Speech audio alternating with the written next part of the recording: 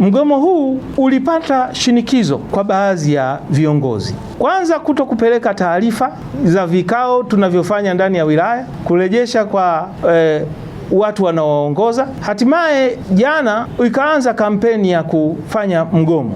Nao hao walikuwa vinara wa kuhakikisha kwamba wanasimamia zoezi la mgomo lifanikiwe. Baadhi ya madereva wa daladala walikuwa wakiwazuia wasafirishaji wengine wasifanye kazi ya usafirishaji, mpaka kupelekea baadhi ya bajaji kuvunjwa vioo vyake na bajaji hiyo kumilikiwa na hao madereva, yani kwa kukaa ndani ya bajaji kuvizia bajaji zingine au wasafirishaji wengine kuendelea kuwahujumu wasiweze kufanya biashara zao za usafirishaji. Na kwa bahati mbaya zaidi tumewakuta wamepumzika katika bajaji hiyo wakitumia madawa ya kulevya, yani mirungi. Nao hao tumewakamata, tumewashikilia watueleze zaidi. Na kupitia hili, kupitia vyombo vya habari, niseme tu watu kama hivi wa aina hii kwa kweli hatungependa waendelee kufanya hivi. Na kwa sababu hiyo ninaelekeza jeshi langu la polisi kuchukua hatua kali ili kusudi jambo kama hili lisiweze kurudia tena. Nao ni viongozi wa Usaliva, Ngarenaro, Kisongo, Mushono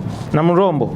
Ni watu ambao tutapenda watusaidie. Ni nini hasa kimepelekea kufikia hatua hiyo ya mgomo, ili hali kila siku tuna uwezo wa kukutana na kujadili mambo yetu na changamoto zetu. Hatua hizi tuliamua kwa pamoja, na mimi kama mwenyekiti wa usalama nasema hatua hizi nilizoelekeza zifanyike, na hawa watu wanne nitapenda kesho nipate taarifa zao kutoka polisi. Kufikia saa hizi saa 11 saa 12 ya jioni, baadhi ya barabara zimeonekana zikiwa na daladala za kutosha na zinaendelea na shughuli za usafirishaji. Kwa hiyo nitumie nafasi hii kuwashukuru sana wananchi kwa uvumilivu waliofanya, na niwahakikishie jambo hili halitarudia tena.